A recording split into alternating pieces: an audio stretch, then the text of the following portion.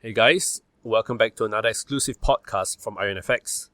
At IronFX, we're dedicated to bringing you the absolute best trading education to help you take your trading to the next level. In today's podcast, we'll be talking about how much capital should you start trading with. Alright, this is one of the most common questions new traders have. Right, when they open their account, they verify their account, they're about to fund their account, they're like, oh, okay, so how much should I start with? Should I go small? Should I go big? Right, and as much as I might want to tell you to go big, right, the truth is you need to consider it from the perspective of like going to the gym.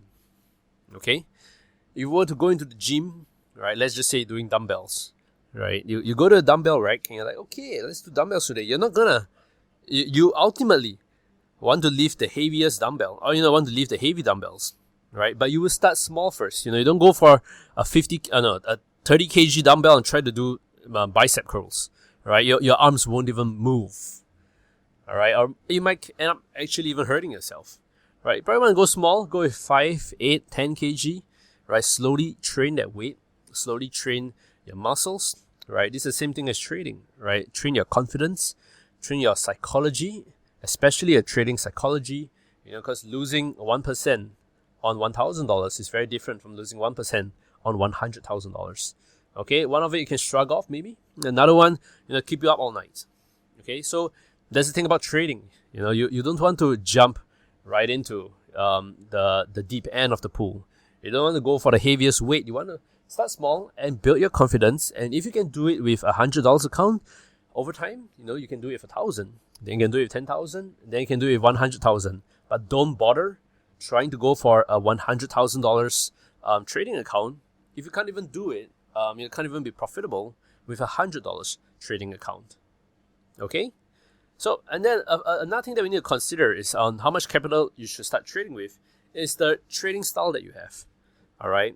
There are a couple of trading styles. There are the scalpers, right? Those who get in and out of trade fast. There are the day traders, and there are the swing traders. Okay? Day traders, they look to open and close their positions within the day, and swing traders, they usually hold their positions for a couple of days, maybe even a week or more. Okay? Now, assuming everyone has the same leverage. Okay, I'm just assuming everyone has the same leverage here. What you want to notice, well, what you would notice rather, is that for short-term traders, you would require slightly more capital. Let me explain why.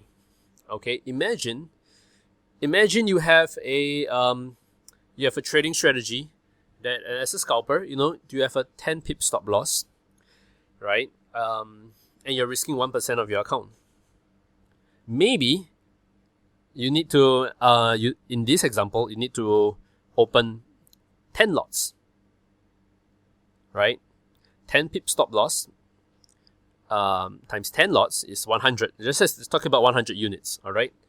And this is just to risk 1% of your account. Okay? Now you go to the other flip side where you're a day trader, right? Your stop loss, instead of 10 pips, it is 100 pips. Okay? To risk 1% of your account, instead of opening 10 lots, you just need to open 1 lot. You see? Instead of opening 10 lots, you open 1 lot, right? 100 times 1 is still 100 units, same as what we talk about in the scalping strategy. Right, so you risk the same 1%, right, on a scalping strategy and 1% on a day trading strategy. One requires you to open 10 lots. One requires you to open 1 lot. And of course, when you open 10 lots, you're definitely going to need a little bit more capital, right? You're going to need more margin. You're going to need more leverage, right? But yes, leverage without capital is still, won't give you enough margin, okay? So in that case, you need a little bit more capital just to sustain your trading style. Right, and of course, another thing we need to consider is concurrent positions that are open. Right, so when you're trading, a day trader, you might have multiple positions open and close at the same time. Right, and that eats up at your margin. You're gonna, maybe even especially for scalpers, when you get in and out positions fast, sometimes you have overlapping positions, right? Or I wouldn't say overlapping in the strict sense of the word, but rather you have multiple positions open at the same time. That will take up your margin, right? And hence, you need to maintain a little bit more capital. Okay, compared to a swing trader, maybe they open 1 trade, right? Or maybe 1 or 2 trades, They hold it for a couple of days. Not many concurrent positions that open at the same time. Less margin is required, then hence less capital. All right. So these are things to consider, especially when you come to trading, right? What's your trading style, right? If you are a scalper short-term trader, usually you need a little bit more capital, right? But more than that, all right, more than that is that, remember, you want to build up your confidence, right? You want to start small, trade well, get a good little bit of a record, get a couple of wins under your belt, right? Once you're confident enough, then you start scaling up.